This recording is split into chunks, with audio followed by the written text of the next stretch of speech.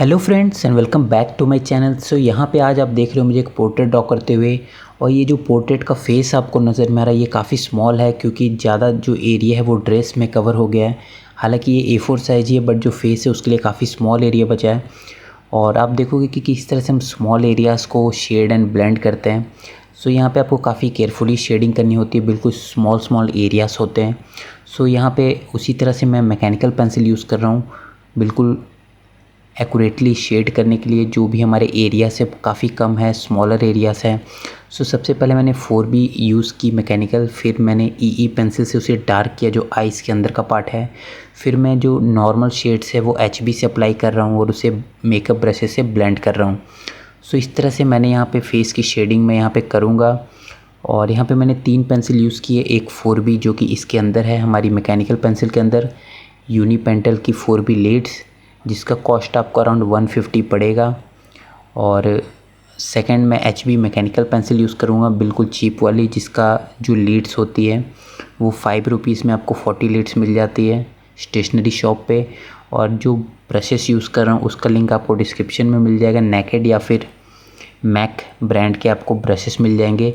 सो यही मैं यूज़ करता हूँ स्मूथ ब्लेंडिंग के लिए। सो आप देख सकते हो किस तरह से ब्लेंडिंग हो रही है यहाँ पे। और जो पेपर है वो है हमारा फैब्रियानो 120 GSM। और इस स्केच का जो मेन पार्ट है वो होंगे हेयर्स, क्योंकि हेयर्स को मैंने यहाँ पे हर बार मैं कुछ डिफरेंट ट्राई करके हेयर्स को ड्रॉ करता हूँ।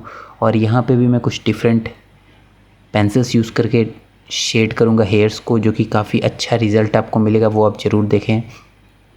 और जो स्किन है वो भी काफ़ी स्मूथ रिक्वायरमेंट थी रेफरेंस के अकॉर्डिंग, सो इसलिए काफ़ी स्मूथली मैं इसे ब्लेंड कर रहा हूँ। और यहाँ पे मैंने क्रेटा कलर यूज़ की थी थोड़ी सी आईब्रोज़ पे। और इस तरह से मैं ब्रश की हेल्प से पहले पाउडर फॉर्म जो था वो अप्लाई कर दिया मैंने।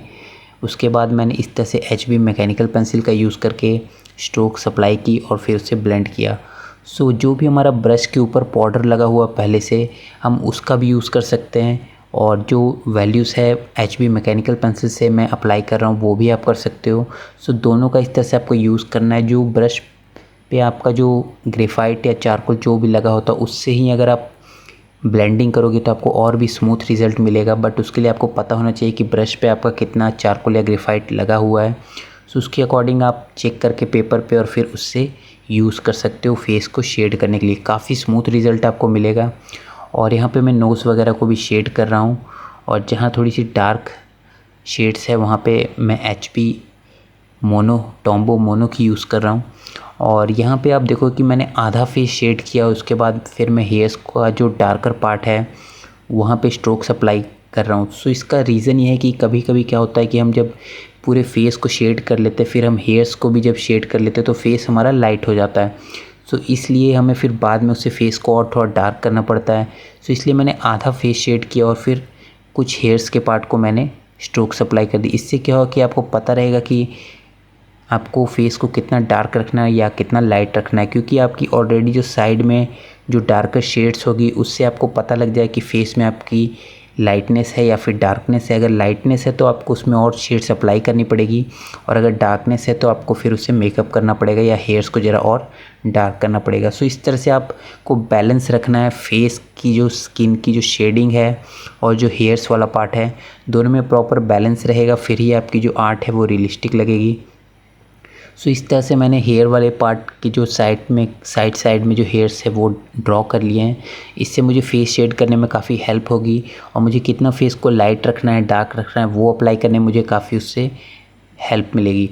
सो इस तरह से मैंने फेस की जो शेड्स है वो सिर्फ HB मैकेनिकल से और जो ब्रश पे जो पाउडर लगा हुआ होता है उसकी हेल्प से मैंने पूरी स्किन को शेड किया। और जो आईज नोज़ वगैरह थे उसके लिए मैंने जो डार्कर पेंसिल्स थी वो आपको ऑलरेडी बताई कि कौन सी मैंने यूज़ की है। और मेन जो यहाँ पे है वो हमारे हेयर्स है, आप देखोगे कि किस तरह से मैं उन्हें शेड करूँगा, काफ़ी इंपॉर्टेंट है, वो आप ज़रूर देखें। और जो फेस है उसका भी जो एरिया आप देख सकते हो काफ़ी स्मॉल है, सो काफ़ी डिफ़िकल्टी होती है। अगर आपने कभी स्मॉल साइज़ के फेसेस ड्रॉ करके शेड करके देखे हो तो आपको काफ़ी उसमें प्रॉब्लम आती है। इसलिए कहते हैं कि स्मॉलर साइज़ के जो स्केचेस होते हैं वो काफ़ी कॉम्प्लेक्स होते हैं, टफ़ होते हैं as compare to bigger once. बड़े वाले में आपको बड़ी बड़ी चीज़ें दिख जाती है, आप आराम से शेड कर सकते हो, उन्हें फील कर सकते हो एरियाज़ को। बट स्मॉल वाले में काफ़ी प्रिसीजन चाहिए होता है आपको, और काफ़ी केयरफुली स्मॉल एरियाज़ को कवर करना होता है। सो स्मॉल एरियाज़ के लिए यहाँ पे मैं थोड़ा सा स्टम्प का भी यूज़ करूँगा, जो कि मुझे ब्लेंडिंग में हेल्प करेगा, क्योंकि आप स्मॉल एरियाज़ को इस तरह से ब्लेंड नहीं कर सकते। सो उसके लिए आपको स्मॉलर एरियाज़ तक पहुँचना पड़ेगा, जो कि आपकी स्टम्प हेल्प करेगा उसके लिए, ब्लेंडिंग के लिए। और मैकेनिकल पेंसिल काफ़ी शार्प होती है, सो उसका भी मैंने यूज़ किया। सो इस तरह से हमारी जो फेस की शेड्स थी वो लगभग कंप्लीट होने वाली है।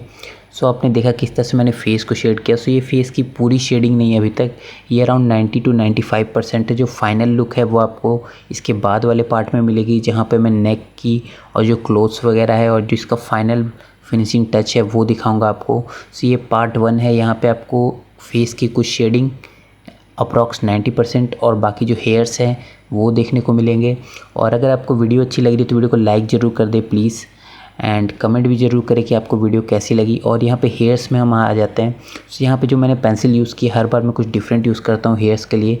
सो इस बार मैंने सिर्फ जो टेक्निक यूज़ की है वो और जो मटेरियल है वो सिर्फ जनरल्स की चारकोल 4B पेंसिल यूज़ की, ओनली सिंगल पेंसिल हेयर्स को ड्रॉ करने के लिए।